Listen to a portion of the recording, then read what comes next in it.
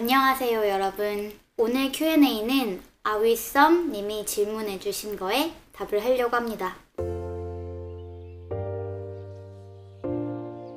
여행 질문은 아니지만 다른 Q&A 동영상 보다가 너무너무 궁금해서요.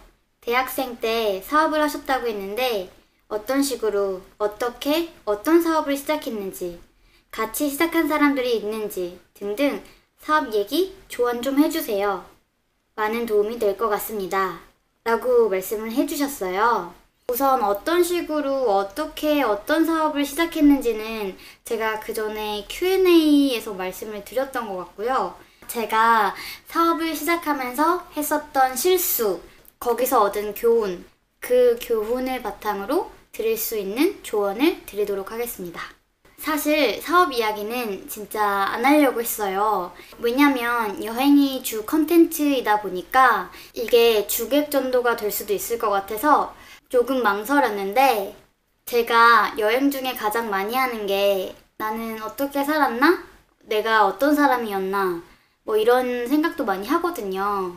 이렇게 이야기하면서 예전 일을 회상하는 것도 좋을 것 같아서 이렇게 이야기하게 되었습니다. 그럼 제 이야기를 조금 들려드릴게요. 제가 처음 시작했던 사업이 소셜 커머스라고 그랬잖아요. 사회 경험은 하나도 없고 내가 지금 가진 능력으로 이건 할 수 있겠다 라는 그 근자감?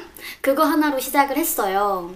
근데 가진 게 아예 없진 않았어요. 뭐가 있었냐면 사람이 있었죠. 근데 이게 포인트예요. 끝까지 들으셔야 돼요. 그때 당시에 블로그가 굉장히 인기였어요. 저는 열심히 하는 블로거였죠.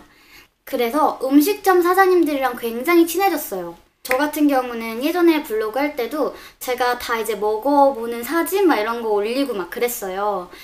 그러니까 그걸 본 사람들이 음식점에 가고, 음식점 사장님들은 갑자기 손님이 늘면 궁금해져요. 어떻게 이 사람들이 갑자기 찾아서 오지? 해서 이제 물어보면은 제 블로그를 보여줬던 거죠. 이거 보고 왔다. 그래가지고 음식점 사장님들이랑 굉장히 친했어요. 항상 갈 때마다 고맙다 고맙다 이렇게 해주시고, 뭔가 내가 필요할 때 뭐든지 다 해주실 것 같은, 뭔지 아시죠? 처음에 소셜 커머스는 지금같이 배송 상품으로 이루어지는 게 아니라 대부분 이런 지역의 음식점들, 뭐 미용실 이런 경우가 굉장히 많았어요. 그래서 처음 사업을 시작할 때 그분들한테 갔어요. 내가 생각하는 잘 나가고 정말 맛있고 좀 유명한 그런 음식점, 그 새 사장님한테 가가지고, 그때만 해도 소셜 커머스라는 개념을 아는 사람이 없었거든요. 거기 가가지고 소셜 커머스가 이런 거다, 이렇게 하면 업주분도 홍보 효과가 있고 그 서비스를 이용하는 손님들도 좋은 거다, 이렇게 설득을 했어요. 그랬더니 세 분 다 이제 만들어가지고 와라 하겠다 라고 이렇게 된 거예요. 이렇게 일이 쉬울 수가? 자신감 뿜뿜 사이트를 거의 한 달 만에 만들었어요. 근데 여기서 포인트. 그렇게 사이트가 만들어질 때쯤 연락을 했죠. 사장님 이렇게 다 만들어졌는데 어떻게 이제 딜을 형성하면 될까요? 이제 계약서를 써야 합니다 라고 이야기를 했더니, 조금만 기다려달라, 지금 이제 바쁜 시기다, 뭐 별의별 이유를 다 들어가지고 이제 거절을 하시는 거죠. 안 하신다고는 또 얘기를 안 해요. 왜냐? 나한테 고마웠던 게 있었거든. 그거를 막 영업하는 사람 대하듯이는 못하시죠. 근데 그게 더 무서운 거예요. 이 희망. 언젠간 할 거라는 이 희망. 그런 게 있었던 거죠.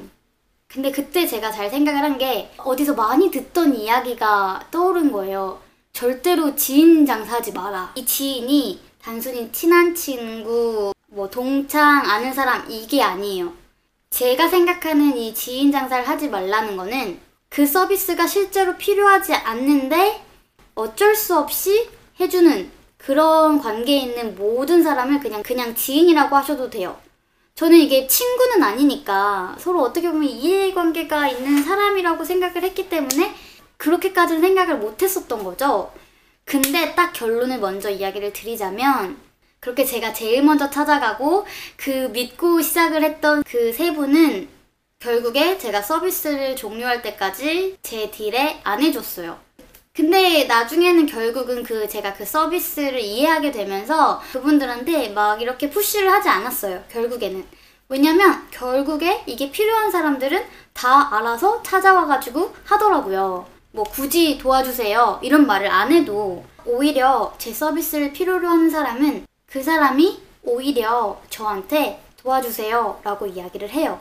혹시 사업을 구상을 할 때 나 도와줄 사람 많아 라고 하는 마음으로 시작을 한다면 조금 그 상황을 경계하실 필요가 있어요. 저는 그렇게 해서 망한 사람 진짜 많이 봤어요. 정말 주변에서 많이 볼 수 있는 실패 사례가 야, 내 친구들만 와줘도 뭐 걱정 없이 뭐 사업 운영할 수 있어.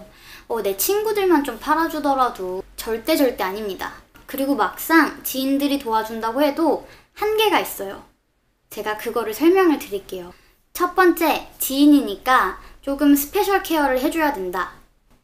이 말은 엑스트라 코스트가 드는 거죠. 예를 들면 지인이면 서비스 하나라도 더 줘야 되고 조금 더 할인을 해준다거나 더 신경을 써줘야 되는 거죠. 그렇게 봤을 때 내 서비스에 정당한 대가를 받지 못하는 손해가 생기고요. 뭐 이거야 지인인데 그 정도 손해는 볼 수 있지 않나? 라고 생각할 수 있어요. 그래요. 그렇다고 쳐요.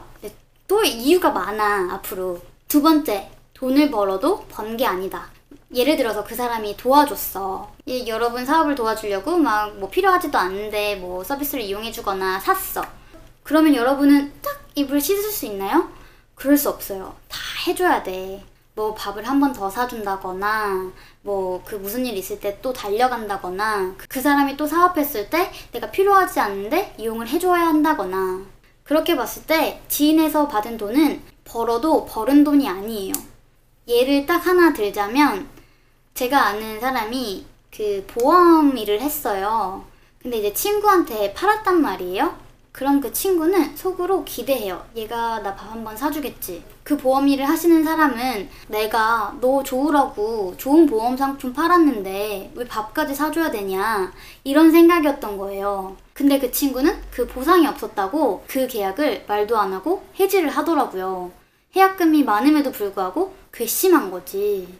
그러니까 이런 식으로 지인을 상대로 해가지고 무슨 일을 도모해야겠다라고 생각하면 결국 돈을 벌어도 번 게 아니다 라는 거예요. 그리고 세 번째, 거품이 껴있어가지고 사업을 예측하기가 힘들다.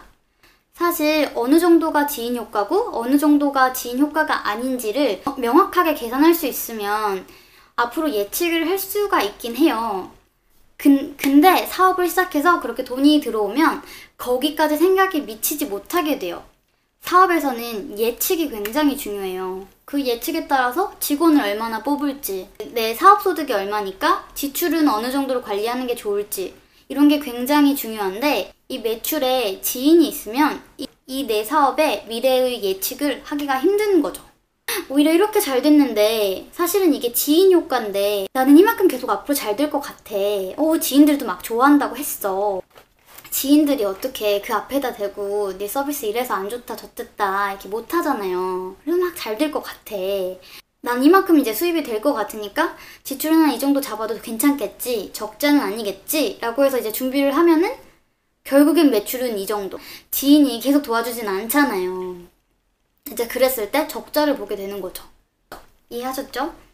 그 지인이라도 내 서비스를 진짜 필요로 해서 한 거라면 괜찮아요. 근데 그게 아니라면 관계가 소원해졌을 때 내 사업에 큰 타격을 입게 되죠. 그리고 관계가 좋더라도 결국 돈에 관련되어 있다 보니까 마지막에는 마음을 틀 수도 있는 거고요. 제가 경험했던 것처럼 민기적 이제 슬슬 피할 수도 있는 거고요. 그러면 관계까지 잃는 거죠. 최악의 경우가 관계까지 잃게 되는 거죠. 이건 내가 생각을 못했네. 지인이라고 필요 없는 서비스를 이용해줄 필요는 없어요.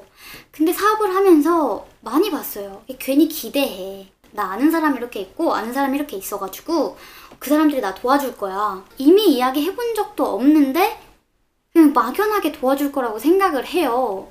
그러면 진짜 안 돼요. 돈의 세계는 생각보다 무섭습니다. 제가 어떤 경우도 많냐면 머릿속으로는 막 지인들이 막 와줄 것 같은 거야. 했는데 알겠어 나 살게 라고 했는데 결국 아무도 안 사는 거예요. 그래서 결국에는 다 그냥 공짜로 주고 그런 경우도 봤어요. 즉 지인이 절대 도와줄 걸 기대하지 말고 진짜 시장이 좋아할 만한 것을 만드세요. 서비스든 재화든. 그리고 만약에 이렇게 아는 사람, 지인이 도와줘가지고 사업이 잘 된 경우에 계속 잘 될 거라고 생각하지 마세요. 절대 지인의 반응을 보시면 안 돼요. 소비자, 나를 아무도 모르고 내 서비스, 이게 관심이 있어가지고 산 사람들의 귀를 꼭 기울이셔가지고 계속 잘 하시기를 바랍니다.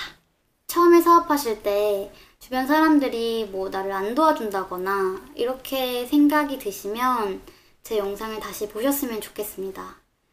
주변 사람들이 도와주면 독이에요, 독. 독입니다, 독.